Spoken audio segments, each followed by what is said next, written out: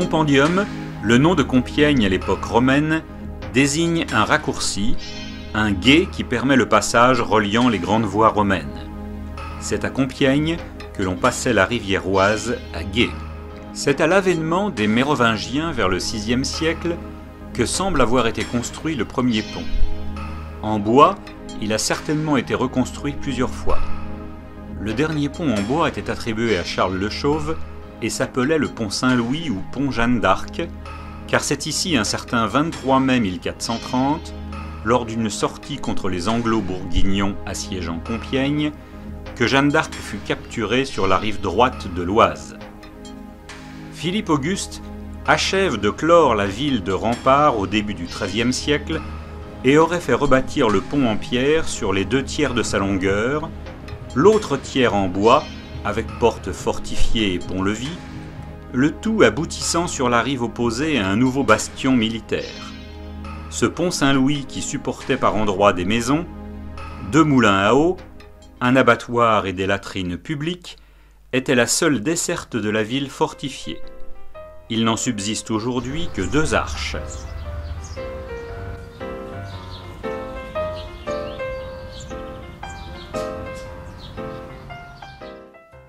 En amont du pont Saint-Louis, au début du XVIIIe siècle, Louis XV fait construire un nouveau pont moderne à 3 arches, inauguré en 1733 et baptisé le Pont Neuf. Il permet un développement des 2 rives de l'Oise, des aménagements sont réalisés des 2 côtés, c'est le renouveau des commerces, boutiques, artisans, auberges, etc. 2 ans plus tard, en 1735, le pont Saint-Louis, après 600 ans de service et différentes restructurations, fut détruit. Seul le pont Neuf subsistera jusqu'en 1914. La rive droite se développe encore davantage avec la construction de la gare du chemin de fer en 1880. Le pont dit de Soissons, ouvrage ferroviaire reliant les gares de Compiègne et Soissons, fut construit en 1884, détruit durant les 2 guerres mondiales et reconstruit en aménageant une passerelle pour piétons et cyclistes.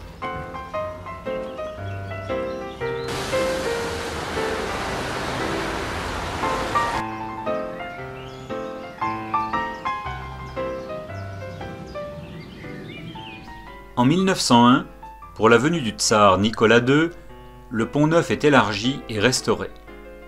Puis, le 31 août 1914, lors de la Première Guerre mondiale, il est détruit par nos alliés anglais pour retarder l'avancée allemande.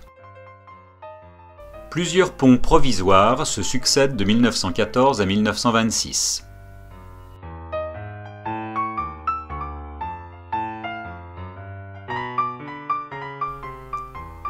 Le pont Séjourné, du nom de l'inspecteur général qui en dresse les plans, date de 1926, il remplace les ponts provisoires. Il ne comporte plus que 2 arches afin de faciliter la navigation fluviale. Mais il est lui aussi détruit en 1940 lors de la Seconde Guerre mondiale. Après la destruction du pont Séjourné, il sera installé une passerelle militaire.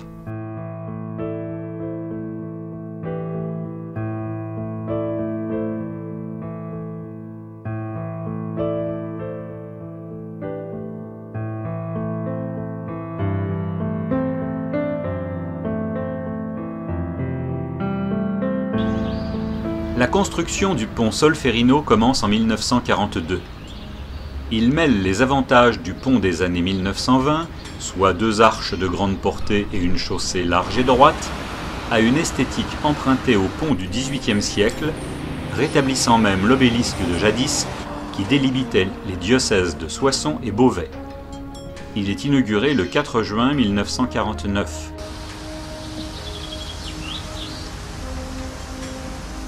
Le pont de la Rocade Sud est un ouvrage utile qui permet le contournement de Compiègne pour se raccorder à une nationale et aller chercher l'autoroute du Nord. Il enjambe l'Oise, plusieurs routes, la voie ferrée. Il fut construit en 1975. Il permet un meilleur développement de la ZAC de Venette sur la rive droite. En cette année 2011, les problèmes urbains et périurbains disparaissent grâce à l'inauguration de 2 nouveaux ponts. Tout d'abord et durant 3 ans, la construction d'un viaduc de contournement nord-est de l'agglomération de Compiègne. Travaux gigantesques, viaduc considéré comme le plus grand d'Europe dans cette technologie. Ses caractéristiques: longueur 2143 mètres en courbe, largeur 12,75 m, seulement prévu pour les véhicules à moteur. Tablier à 14 mètres au-dessus de la vallée, il repose sur 35 piles et 2 culées, poids 38 000 tonnes, volume total de béton 30 000 m3, poids de l'acier 6 000 tonnes. Ce viaduc franchit plusieurs obstacles: 2 routes départementales, une voie ferrée, le canal Seine-Nord-Europe, des bassins de crues, plusieurs industries, ainsi que les rivières Aisne et Oise.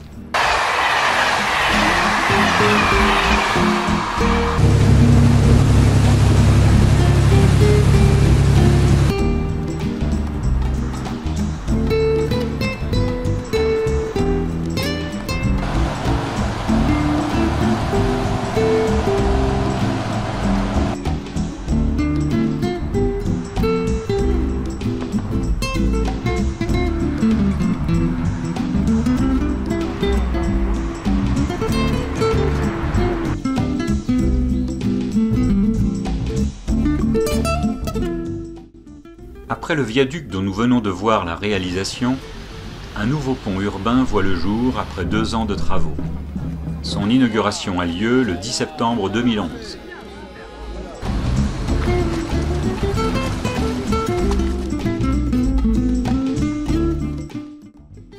Nous devons la fabrication du tablier à l'entreprise belge Victor Buick. Il sera réalisé en atelier couvert, ce qui permet des finitions parfaites. Il faut remonter à 10 ans pour retrouver la trace en France de la construction d'un pont urbain. C'est une opération délicate et impressionnante.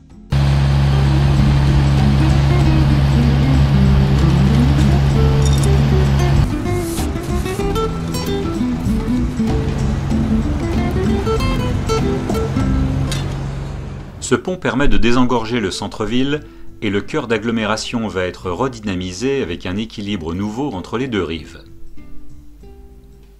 La pose du tablier est faite en 2 temps. Une première travée de 75 mètres de long, pour un poids de 800 tonnes. Elle sera fixée sur un camag, lourde construction métallique roulante de 148 roues montées sur 37 essieux. Dès le petit matin, l'ensemble camag travé sera glissé sur une barge, venue spécialement de Finlande avec son personnel.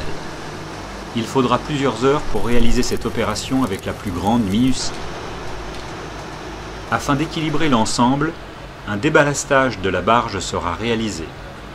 Il s'agit de la vider de l'eau qu'elle contient en ses différents compartiments.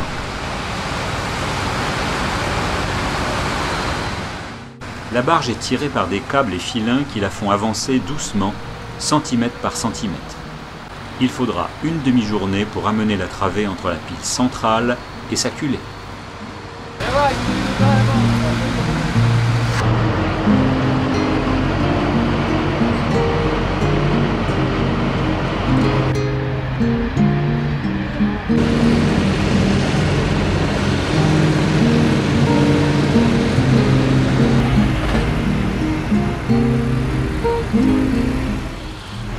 La deuxième travée de 40 mètres de long pour un poids de 400 tonnes sera mise en place à l'aide de la même barge. Vu l'étroitesse du passage en rivière, la barge étant trop large, c'est la travée montée sur le camag qui va faire une rotation de 90 degrés sur la barge elle-même. C'est grâce aux essieux motorisés et indépendants les uns des autres du camag que cette opération est réalisée.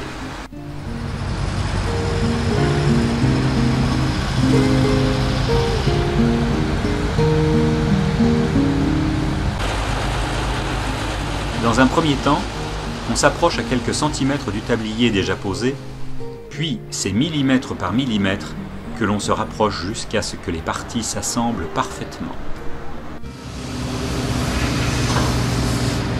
Ce pont est synonyme de développement économique par le rapprochement des 2 rives et la création de nouveaux quartiers avec commerce, entreprises, restaurants, hôtels et logements.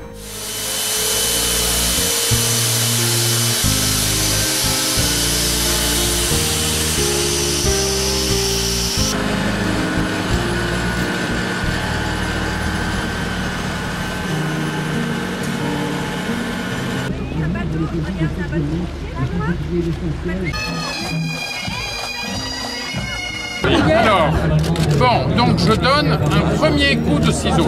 Voilà. Bravo.